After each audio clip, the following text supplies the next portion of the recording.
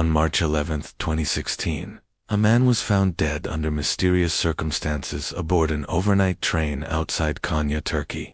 That man was Asim Rizvi, a high-ranking PLO leader, whose death would unravel a story of espionage, betrayal, and international intrigue. The train had departed Istanbul Haydarpasa station hours earlier, cutting through Anatolian darkness with mechanical certainty.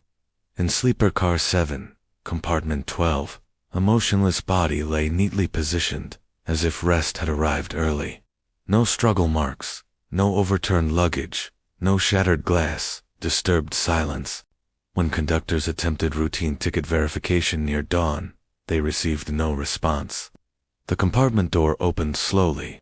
Rizvi remained seated upright, eyes half closed, hands folded. Two untrained eyes. He appeared asleep. To history, something irreversible had already occurred inside metal walls. Paramedics boarded at the next stop, their radios crackling with uncertainty.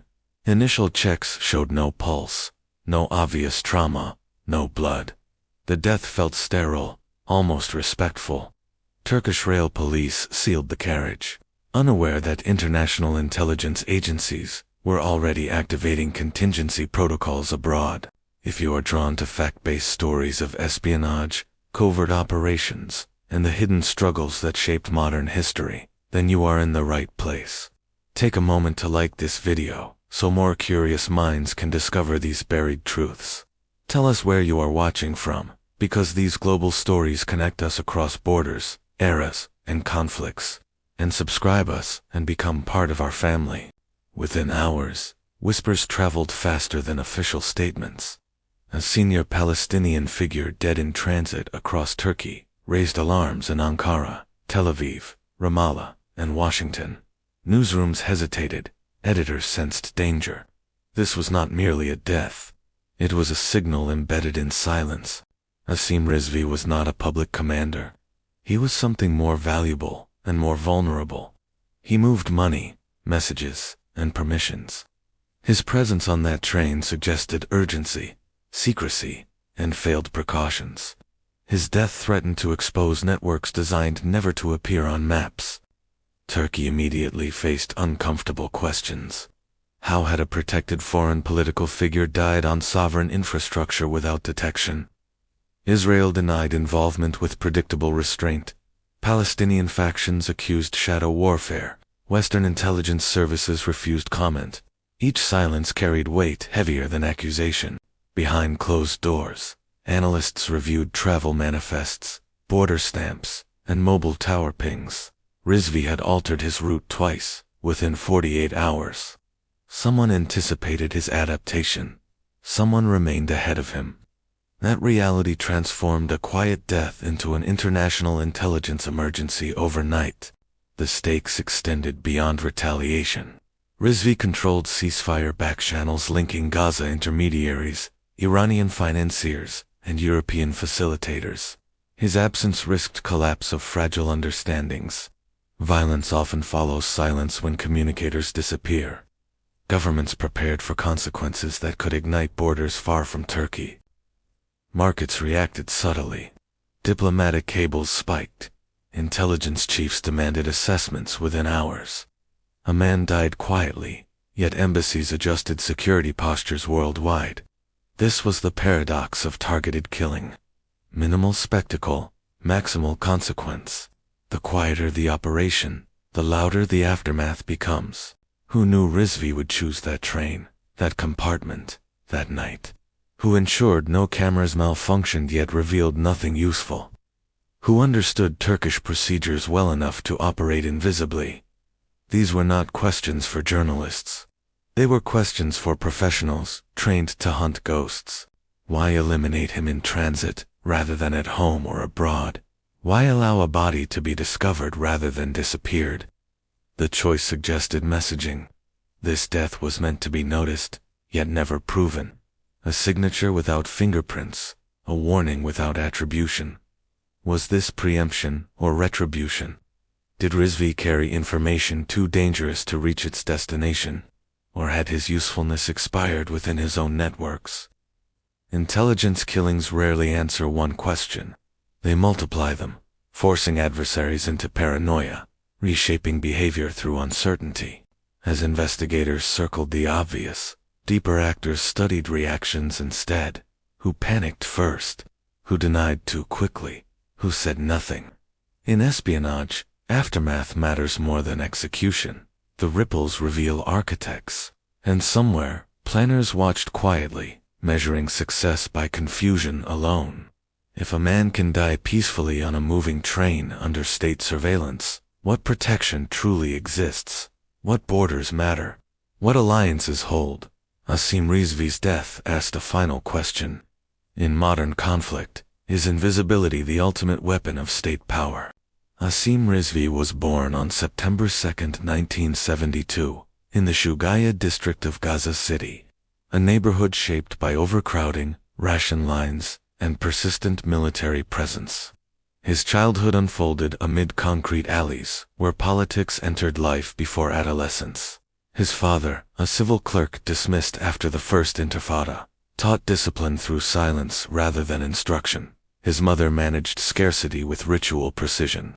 Meals, prayers, and cautions followed strict schedules, embedding in Rizvi an early respect for order and control. School records describe a quiet student with exceptional memory. Teachers noted his ability to recite texts verbatim and recall conversations days later. He rarely initiated conflict, yet he observed everything, developing habits of listening that later defined his operational value. Electricity cuts forced evenings by candlelight, where radio broadcasts filled homes with regional news. Rizvi absorbed names, borders, and grievances long before ideology hardened. Conflict became background noise, normalizing instability while sharpening awareness of power structures beyond Gaza's perimeter. By adolescence, arrests were common among peers. Rizvi avoided demonstrations, choosing distance over participation. This restraint preserved freedom while increasing suspicion. Intelligence recruiters often seek activists. They also seek observers. Rizvi unknowingly placed himself into the second category early. His first exposure to clandestine behavior came through family acquaintances, smuggling medicine across checkpoints. He learned that survival often required bending rules quietly. That lesson mattered. Loud resistance attracted punishment. Quiet logistics sustained communities. Rizvi internalized which roles endured longest. Economic hardship forced him into clerical work at 16. Handling inventories taught precision. Missing items triggered consequences. Accuracy became survival. These mundane lessons translated seamlessly into later financial coordination. Tasks within militant structures that demanded invisibility rather than heroism. He left Gaza briefly in 1991 to study accounting in Alexandria under a student exchange. There, distance from home broadened perspective. He observed ideological diversity within Palestinian circles and recognized fractures masked by slogans. Unity, he learned, was often performative. Rizvi returned home older than his years, less romantic about struggle. He believed movements failed through mismanagement rather than ideology. This belief shaped his future role. He would not lead marches. He would organize systems. Movements require administrators as much as martyrs. By 22, he supported extended family financially, gaining influence through reliability. Dependability replaced charisma. Elders noticed. Militancy notices competence long before passion. Rizvi's upbringing produced exactly that. A man shaped by scarcity, order, and disciplined patience. Rizvi never authored manifestos. His ideology was practical, transactional, and quietly rigid. He believed resistance required sustainability, not spectacle. Statements meant little without infrastructure. Victory required funding channels, travel documents, and communication redundancy more than speeches or symbolic violence. Privately, he expressed skepticism toward maximalist rhetoric. He distrusted leaders who promised absolutes. Compromise, he argued, was inevitable. His realism unsettled purists, but reassured financiers. Ideology guided direction. Logistics determined survival. Rizvi positioned himself squarely within the latter domain. He avoided religious symbolism publicly, preferring neutral language. This ambiguity allowed movement between factions. Secular, Islamist, nationalist circles all found him tolerable. That flexibility expanded usefulness while protecting him from factional purges common within rigid ideological hierarchies. Rizvi exhibited unusual personal habits. He slept for hours nightly, ate sparingly, and maintained meticulous handwritten notebooks. Digital devices concerned him. Paper could be burned, memory could be controlled. He trusted handwriting over encryption long after peers embraced technology. Colleagues described him as emotionally opaque. He rarely celebrated successes or mourned losses publicly. Detachment preserved clarity. This emotional discipline aided decision-making during crises, yet it isolated him socially. Loneliness accompanied his ascent within clandestine administrative ranks. He disliked firearms, preferring distance from violence. His authority came through permissions and denials. Access, not force, defined his power.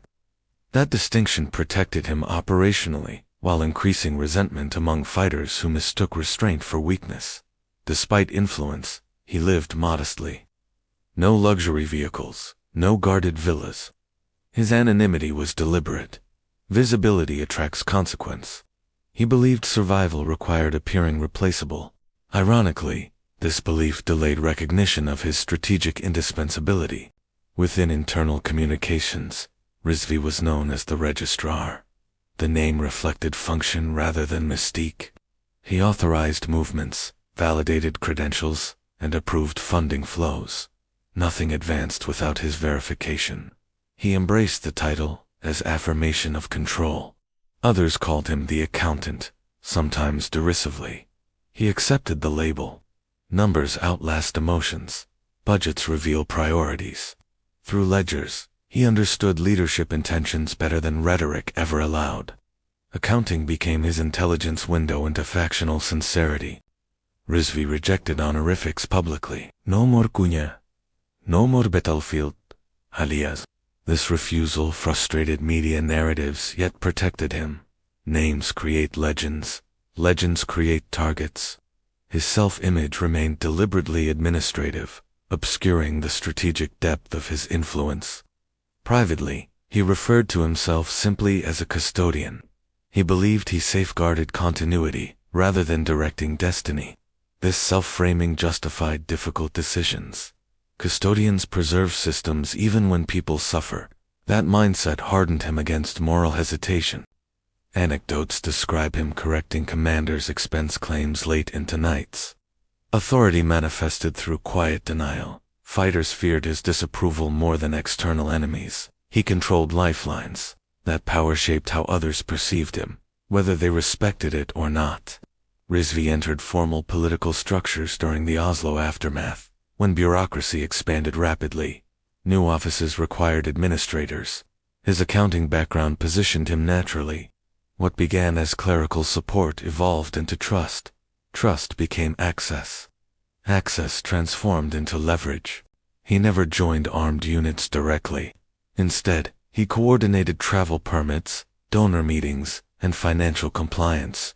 These roles intersected politics and militancy invisibly. By managing interfaces, he became indispensable. Removing him risked operational paralysis across multiple wings. In 1998, he formally aligned with PLO-affiliated administrative committees abroad. This alignment granted international mobility under political cover. Conferences, dialogues, and fundraising events became camouflage for deeper coordination tasks extending across borders. Rizvi's first intelligence file likely opened during this period. Travel patterns triggered interest. He moved frequently, yet predictably. Analysts noted restraint. He avoided unnecessary exposure. Such discipline signals training, whether formal or instinctive. Surveillance intensified quietly. As regional dynamics shifted, his responsibilities expanded. He managed ceasefire backchannels, prisoner exchange logistics, and donor assurances. Each success increased reliance upon him. Dependency formed gradually. By the time adversaries noticed, extraction risked destabilization. He understood the danger. In later years, he reduced visibility further, delegating appearances while retaining authority. This decentralization prolonged survival, yet concentrated value. Removing nodes works. Removing hubs reshapes systems. Rizvi had become a hub. By the time he boarded that Turkish train, his transition was complete. From quiet clerk to strategic linchpin, his evolution escaped headlines, but not intelligence services. His life trajectory made one conclusion unavoidable. Men like him do not retire quietly. The conflict surrounding Asim Rizvi existed long before his birth, shaped by displacement, war, and unresolved national claims. Decades of occupation, uprisings, negotiations, and failed agreements produced a landscape where violence and diplomacy coexisted uneasily, often collapsing into one another. The Palestinian struggle fragmented over time into competing visions. Nationalist frameworks collided with religious movements. External patrons amplified divisions. Each faction claimed legitimacy. None achieved finality. This perpetual incompleteness created opportunities for administrators, who could navigate contradiction without declaring absolutes. Israel's security doctrine evolved toward preemption. Experience taught that leadership figures operating behind scenes often inflicted greater damage than public commanders. Quiet facilitators extended conflicts by sustaining infrastructure. Eliminating such figures promised disruption disproportionate to the visibility of the target. Regional wars reshaped alliances repeatedly. Lebanon, Syria, and Gaza functioned as overlapping theaters rather than isolated fronts. Actions in one arena triggered responses elsewhere. Intelligence services adjusted by prioritizing network analysis over territorial control. People mattered more than positions. International diplomacy oscillated between engagement and abandonment. Peace processes generated temporary calm, yet left structural grievances unresolved. Each failure hardened skepticism. Militancy adapted accordingly, embedding itself deeper within civilian systems to survive diplomatic cycles that rarely delivered permanence. This environment elevated individuals like Rizvi. He thrived within ambiguity, sustaining operations, regardless of rhetoric shifts. His role embodied the conflict's evolution, less about borders, more about systems. Less about ideology, more about continuity under pressure. Turkey occupied a complex position. Publicly supportive of Palestinian causes, privately cautious of internal destabilization. It tolerated transit, meetings, and fundraising while maintaining intelligence cooperation with Western partners. This balancing act made Turkish territory both refuge and risk. Israel viewed such transit corridors as vulnerabilities. Diplomatic restraint limited overt action, yet covert reach extended wherever threats matured. Targeted operations abroad reflected a doctrine prioritizing prevention over retaliation, often accepting diplomatic fallout as manageable cost. Arab states varied in posture. Some provided quiet facilitation. Others sought distance to avoid entanglement. Financial channels shifted constantly, responding to sanctions and surveillance. Administrators like Rizvi ensured adaptability, redirecting flows through jurisdictions with favorable oversight gaps. Western governments publicly endorsed peace, while privately sharing intelligence. Counterterrorism frameworks blurred lines between political engagement and security cooperation. Information moved faster than policy statements admitted. This duality defined modern conflict management. Iranian influence added another layer. Funding and training networks expanded reach, while complicating attribution. This complexity forced intelligence agencies toward precision targeting. Removing intermediaries reduced plausible deniability across networks reliant on compartmentalization. Turkey's railways symbolized neutrality and movement. A death there shattered assumptions. It suggested that no transit remained immune. Borders offered diminishing protection when intelligence penetration superseded geography. Asim Rizvi mattered because he connected worlds that preferred separation. He linked militants to diplomats, donors to fighters, ideology to accounting. Removing him risked miscommunication, cascading into violence or collapse depending on successor competence. He stabilized volatility. His approvals slowed impulsive actions. His denials prevented premature escalations. In conflicts sustained by cycles, brakes matter as much as accelerators. Eliminating a brake invites unpredictability. Intelligence assessments likely ranked him high not for charisma, but for centrality. Network graphs reveal power unseen publicly. Rizvi sat at intersection points. Disrupting intersections fragments systems faster than eliminating visible leaders. His international mobility compounded threat perception. Each border crossing represented potential coordination. Each meeting extended operational lifespan. Intelligence services interpret movement as capability. Rizvi moved often enough to trigger alarms. Yet he remained obscure, publicly. That obscurity masked value. When operations target such figures, the aim extends beyond punishment. It seeks informational shock. Confusion among adversaries reveals hidden dependencies. By 2016, patience expired. Structural pressure converged. Removing Rizvi promised measurable disruption. The decision aligned with doctrine refined over decades. Quiet removal, minimal noise, maximum ripple. His death therefore reflected context more than individuality. Systems eliminate nodes when tolerance ends. History shaped inevitability. Geography merely provided the stage. Asamriz's escalation did not begin with weapons or commands. It began with documentation, irregularities, unregistered transfers, and quiet circumvention of customs law.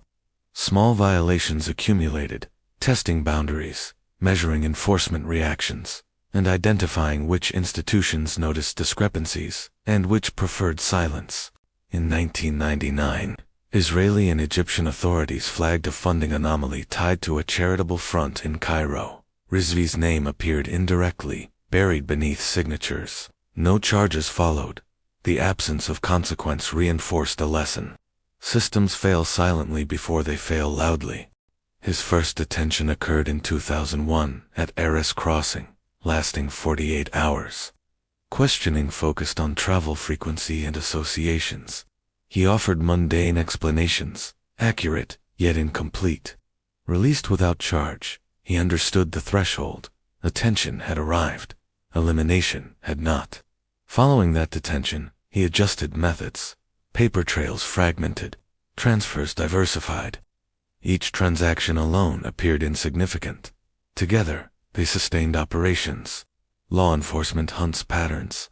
Rizvi learned to dissolve patterns into administrative noise.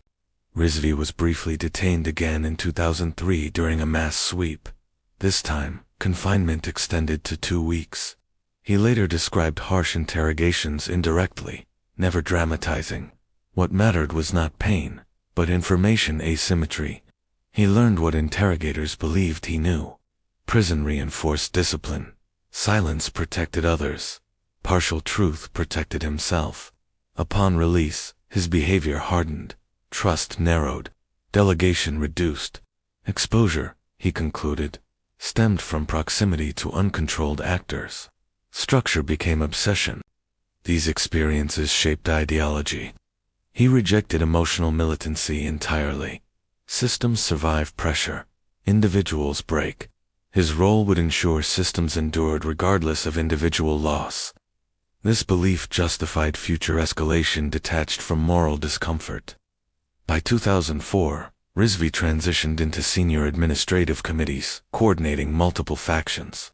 Titles varied. Authority remained constant. He neither founded armed wings nor commanded cells.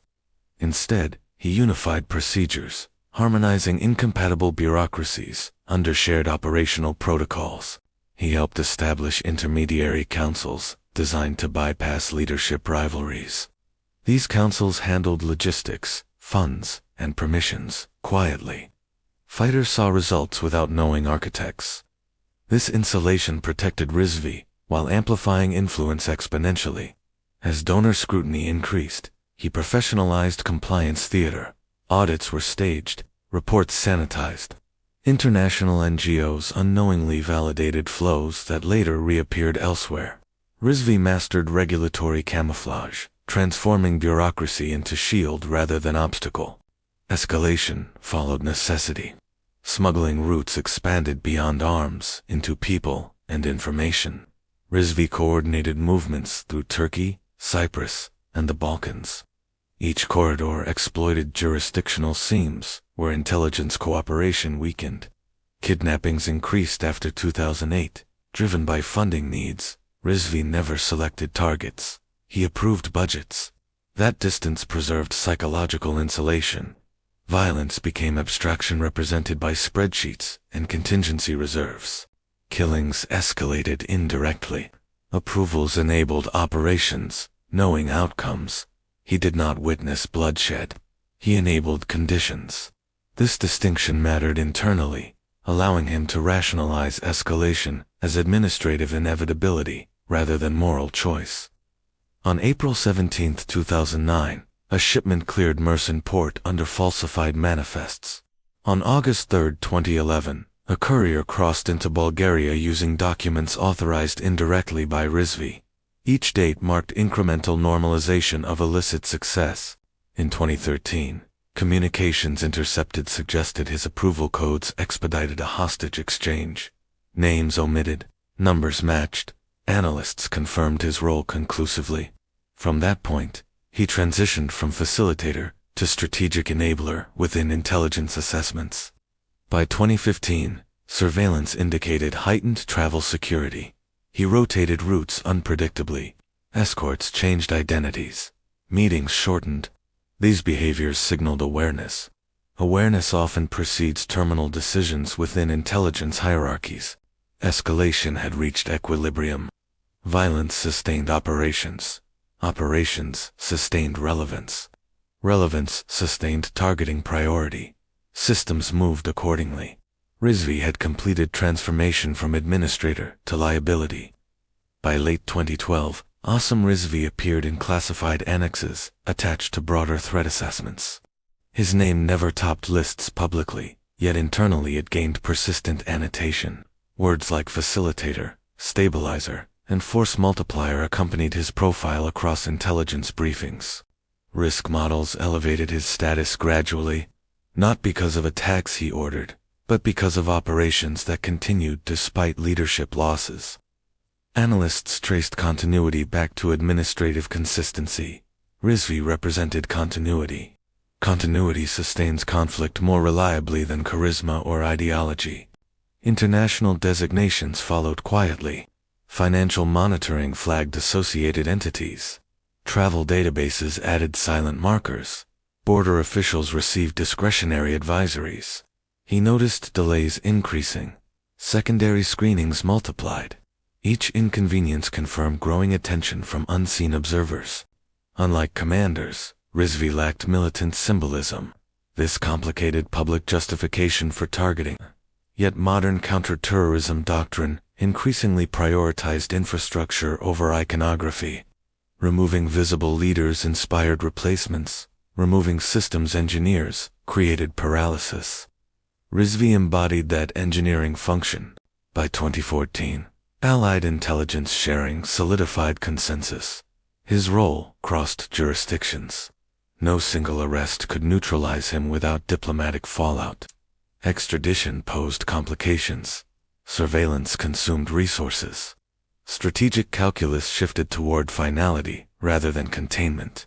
His inclusion on informal most wanted registers reflected inevitability, not urgency. Patience governs such lists. Targets remain until conditions align.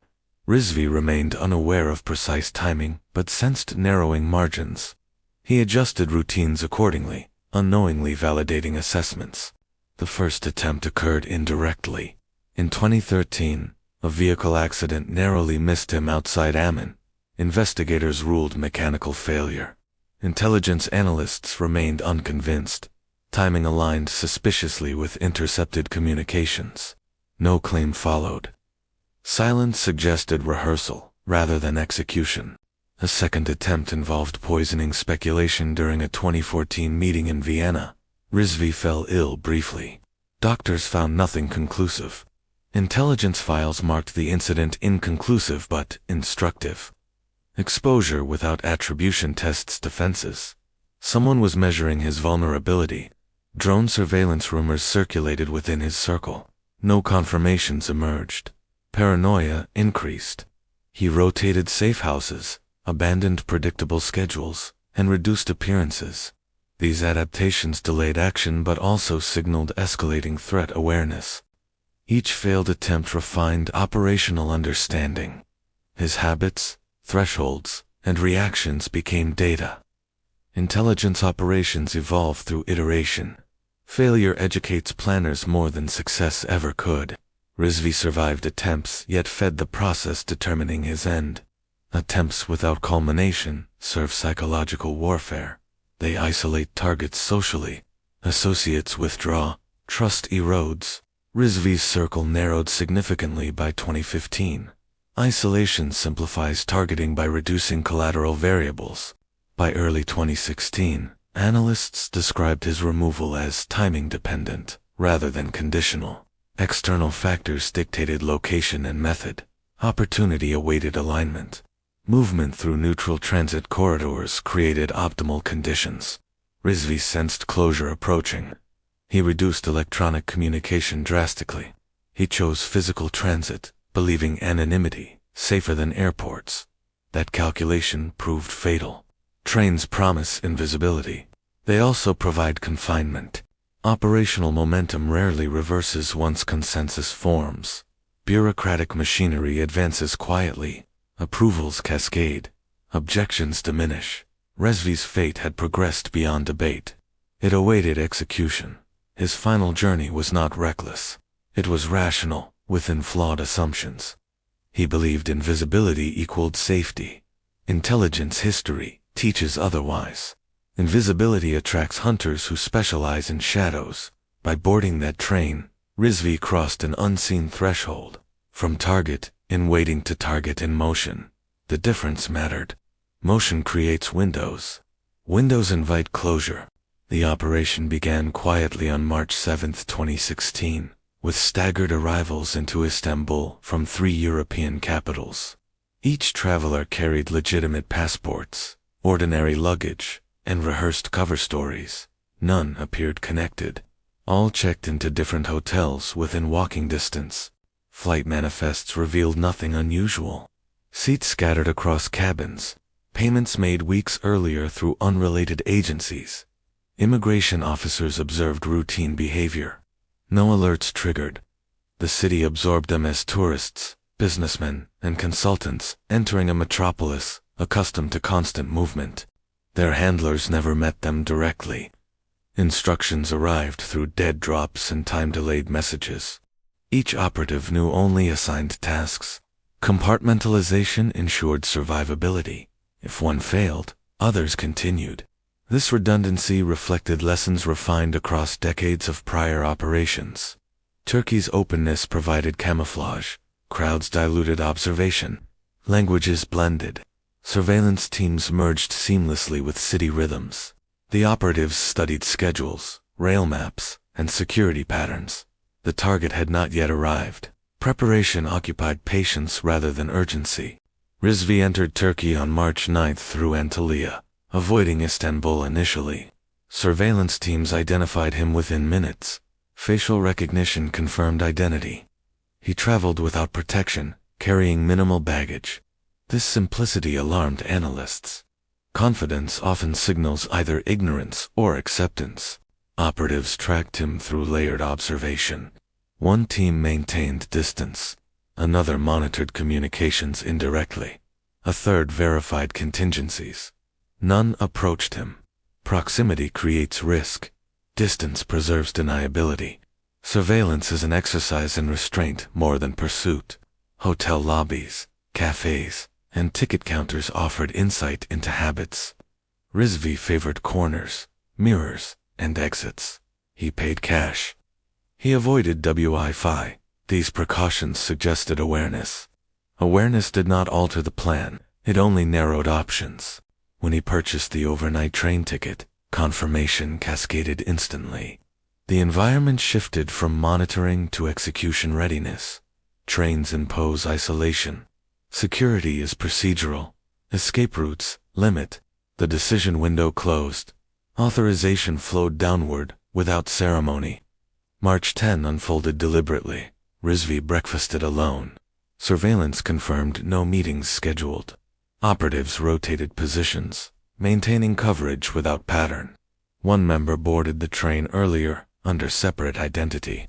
Another waited at a downstream station. By afternoon, compartment assignments finalized. Rizvi occupied sleeper car 7. Adjacent compartments remained vacant intentionally. This anomaly raised no suspicion. Turkish rail systems often experience irregular occupancy.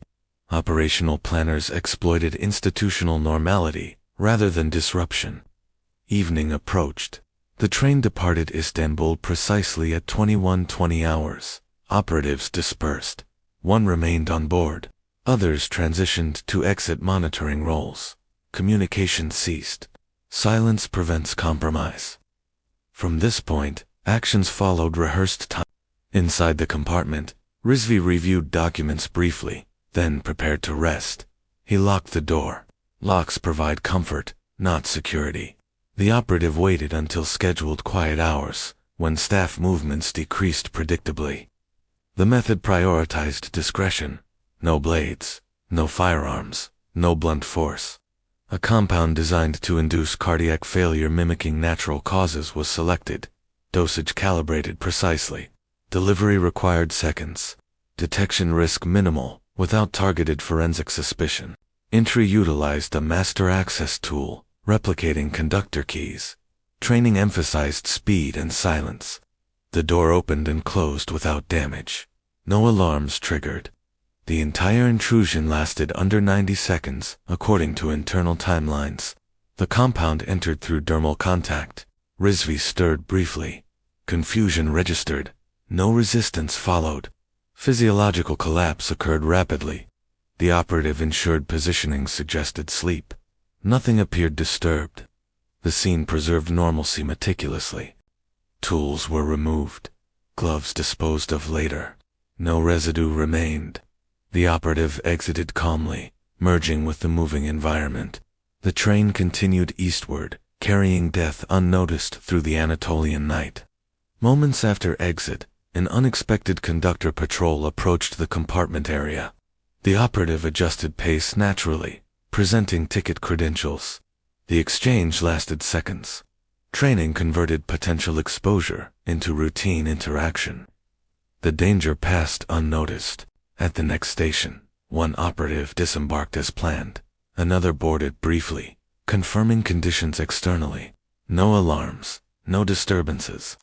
The operation maintained invisibility.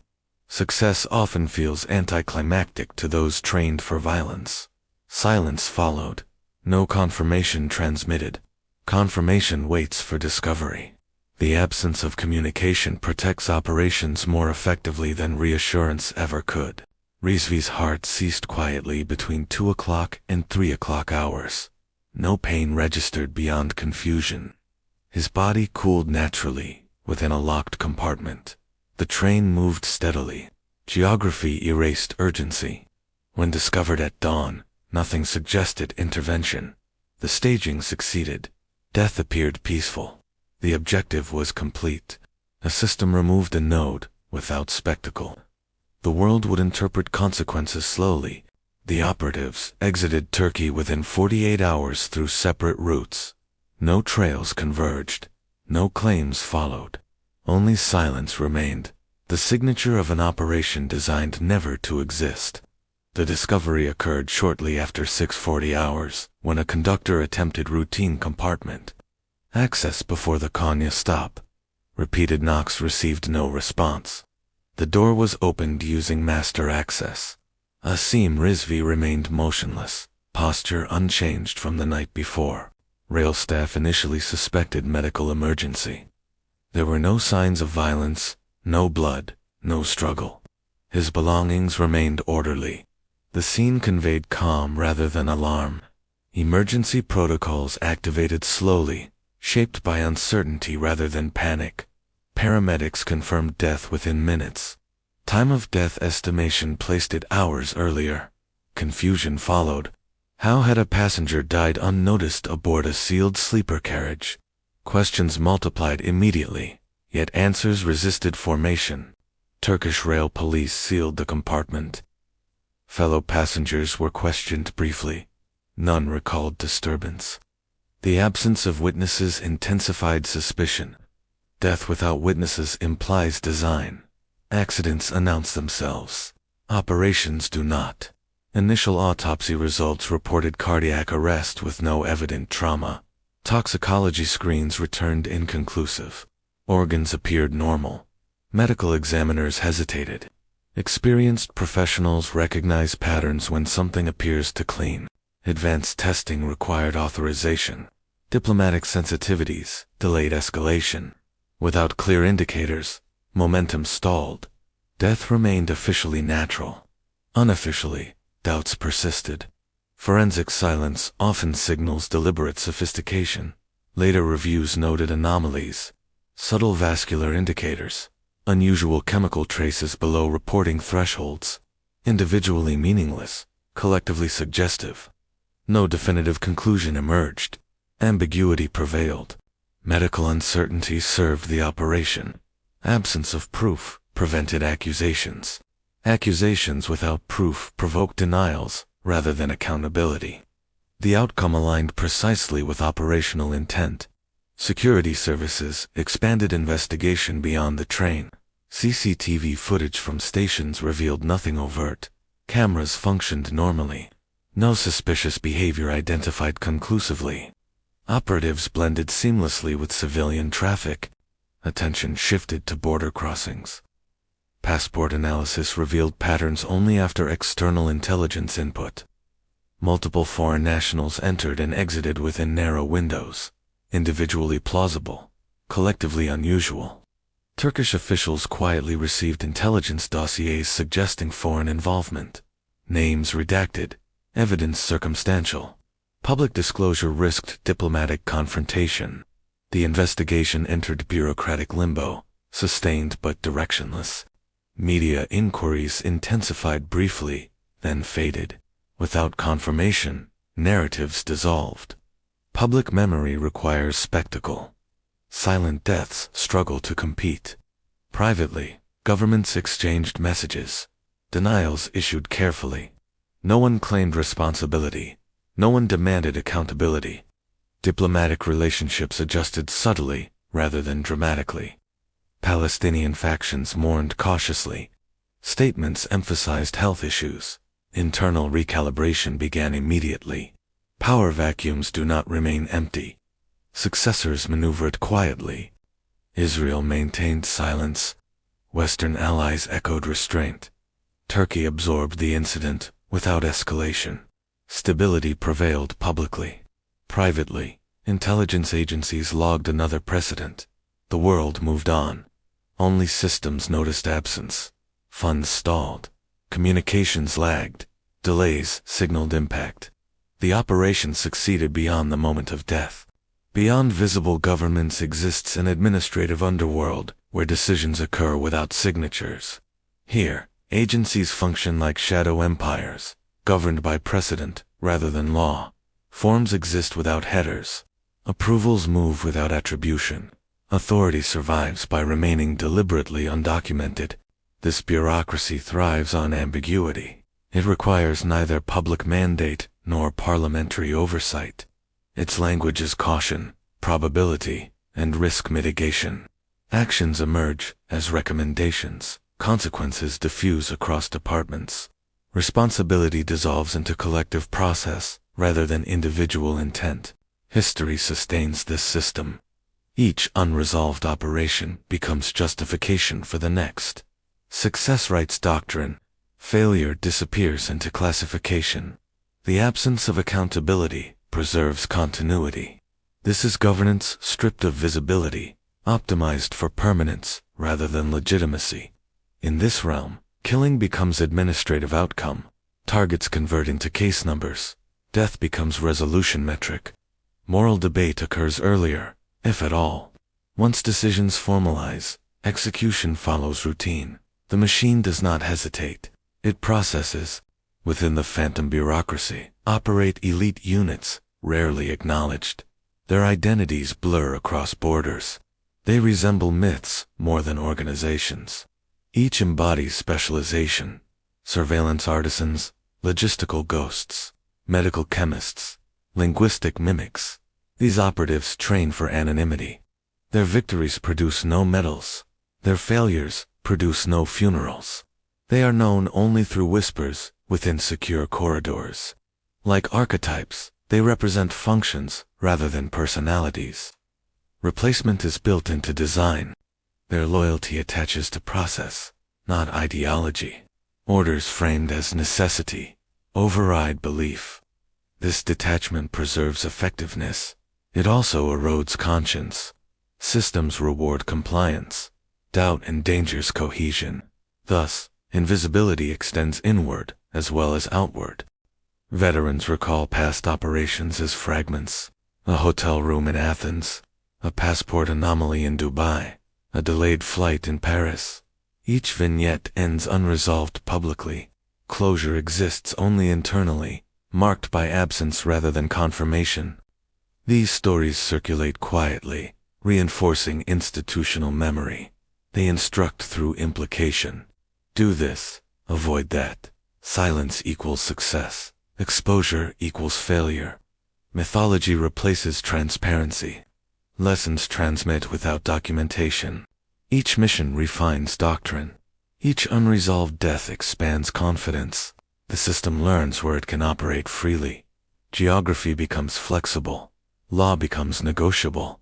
Only consequences constrain action, and consequences rarely surface. Above operatives sit leaders unseen by victims. They authorize without witnessing aftermath. They view outcomes as strategic adjustments. Distance protects decision-makers from moral injury.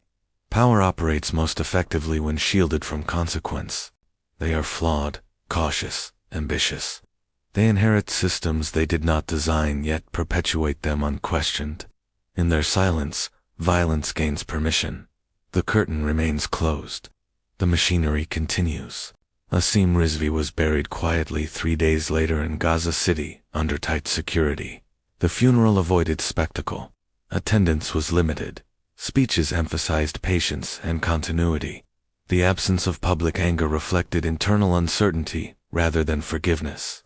Within hours, committees met behind closed doors. Accounts required reauthorization. Routes needed confirmation. Messages stalled awaiting approvals that would never come. The administrative silence revealed dependency.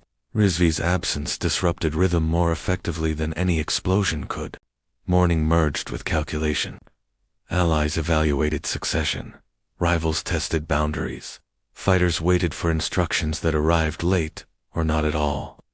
Power vacuums generate friction before clarity. The first consequence of his death was delay.